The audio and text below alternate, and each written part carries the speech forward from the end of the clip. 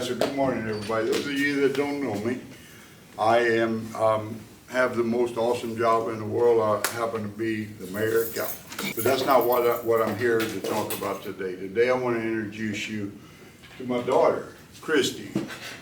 Christy was killed in a vehicle accident involving alcohol about 2.5 years ago. This is the first time that we are talking about it publicly. You're going to hear from me. You're going to hear from a side of it that you wouldn't normally hear from. You're going to hear a parent's perspective of someone that lost their child. And you're also going to hear from the perspective of the person that was responsible driving, which this is Ashley Broussard. She was driving the vehicle. And you're going to hear from her in a little while. But I'm going to give you, I want to talk to you a little bit and personalize the whole thing with Christy. Christy was, she was a mother, she was a wife, she was a daughter, she was a school teacher, and she also was an elected official for the Vermilion Parish School Board. So she was very successful in her young life, but yet she had a lot of obstacles that she had to overcome. And we're going to talk a little bit, I'm going to tell you a little bit about that, just so you know that what you're going through may not be quite as different as what she went through at your age. We talked about her going to, maybe going to college, doing something with her life. She was not, at that time, she was not big on school at all. She didn't like school. She was a good student, she just didn't like school. She did enough to get by, and she got by. She made her A's and B's and went on, but she wanted to go to work. So after high school, she flopped around from job to job. Then one day she came to me and Miss Pam. She says, Dad, I want to go to school. And I'm like, well, okay, what do you want to do? I want to be a school teacher. I said, Christy, that's good, but you don't like school. You made so many remarks. She said, no, I don't, but I love children. And when I tell you that she really did, she became the best school teacher that she could possibly be. She loved the children, and she taught primarily elementary school, and the kids loved her, and I still run into children that she taught from time to time, and even some of her old teachers that just really fell in love with her. So that's the story of Christy. As a parent, what you go through when you lose a child. So some of what I want you to remember is, when I'm talking to you, is personal responsibilities. Things can happen in a split second.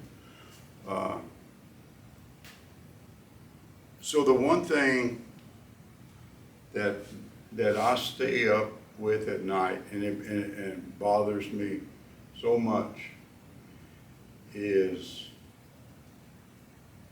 whether or not my child suffered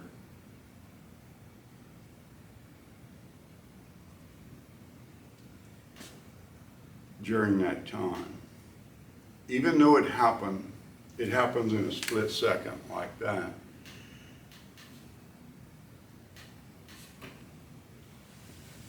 The most thing that I think about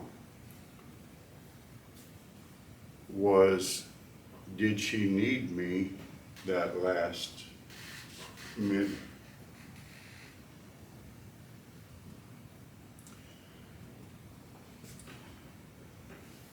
So what I want you guys to get out of this today is personal responsibility. And I will tell you that it was a horrific crash.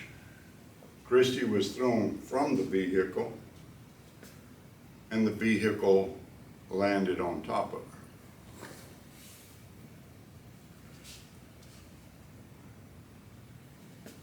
This is hard to say, especially in front of Ashley, but it didn't have to happen. You know how sometimes you're pulling out into traffic? How many of you at various times have began pulling out past the stop sign or out of your driveway, and you're putting on your seat belt as you go? Because that's exactly what happened. Ashley was driving. They were pulling back onto the highway after making a stop. Christy was putting on her seat belt as the car was coming that Ashley didn't see. Christy was on the phone, and the last words she said was, "Ashley, watch out."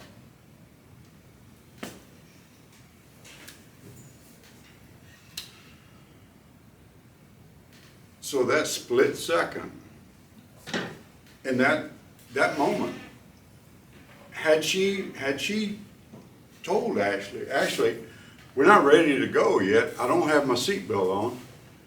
As a driver, right, when you're driving a vehicle, you're not just responsible for yourself, you're responsible for everybody in that vehicle, and you have to know that.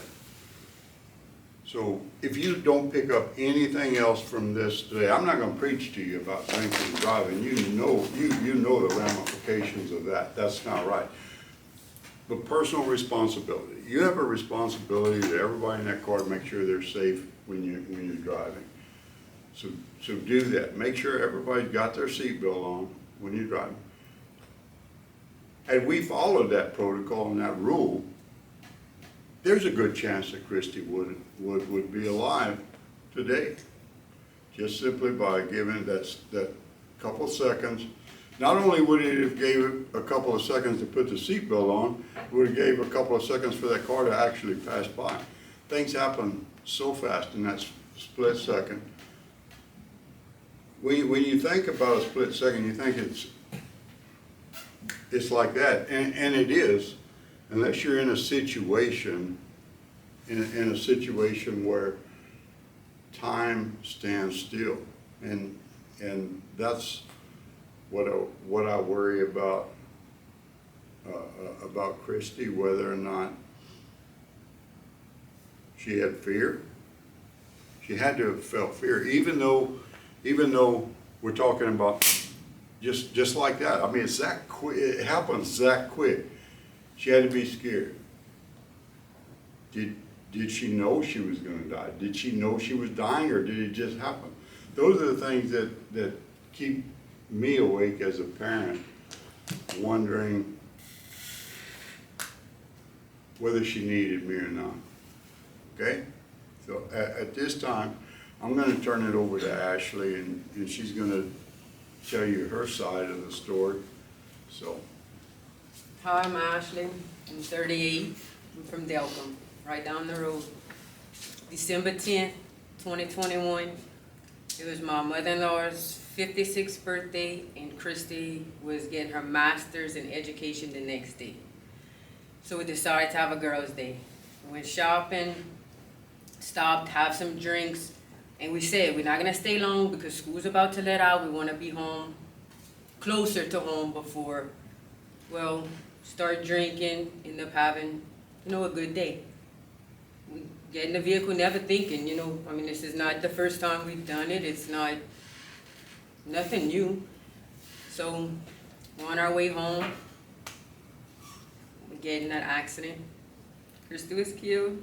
My mother-in-law was not responsive. They took me, went to jail. I don't know if y'all ever been there. I don't want to. A few days later, we buried Christy. I had to walk in the church full of the football team because her son was a football player. I walked there inside church knowing that everyone there that loved Christy, I was the reason he was dead.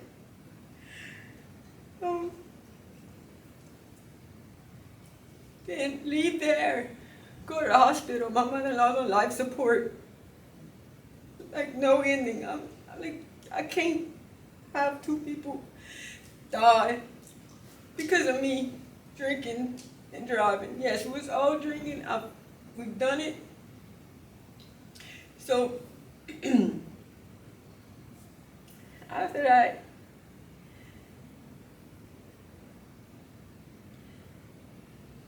Chase is a sophomore in high school, like y'all, junior. He has prom, graduation.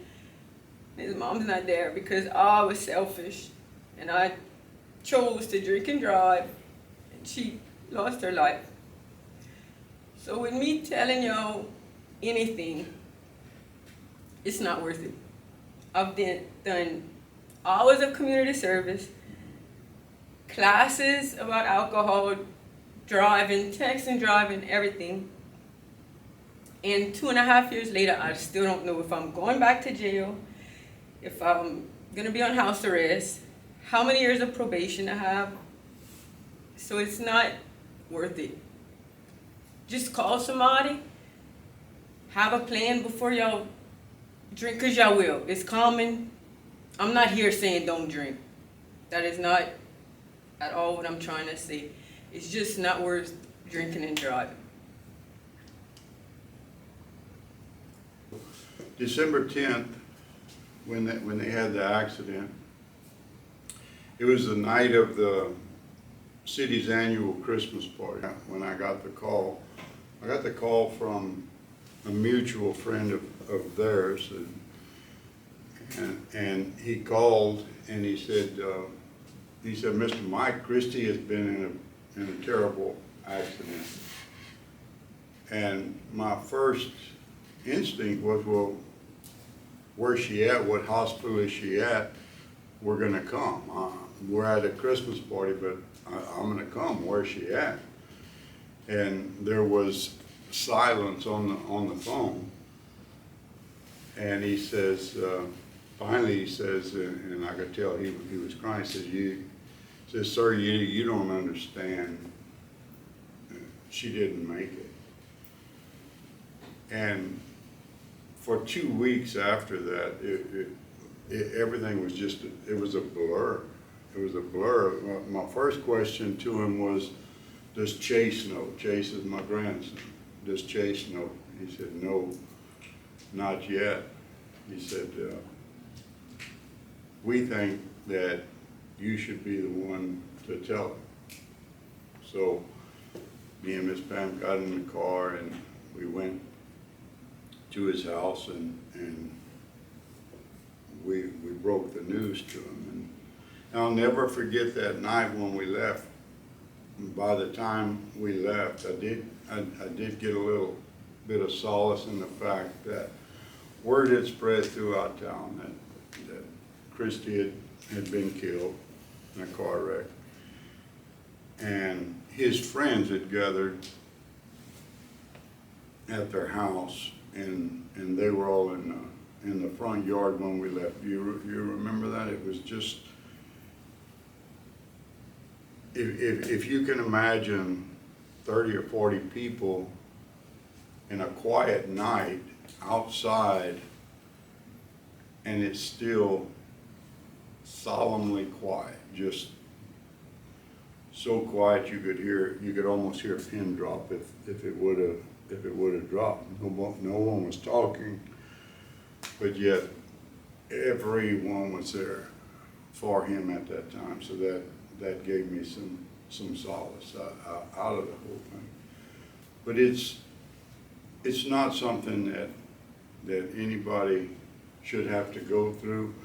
And my purpose for being here to talk to you, like I said, is I'm not preaching to you about drinking and driving. Don't do it. But my thing is, be as careful as you can going through life, because it can change. It can change in just a split second, and most of the time it's due to personal responsibility.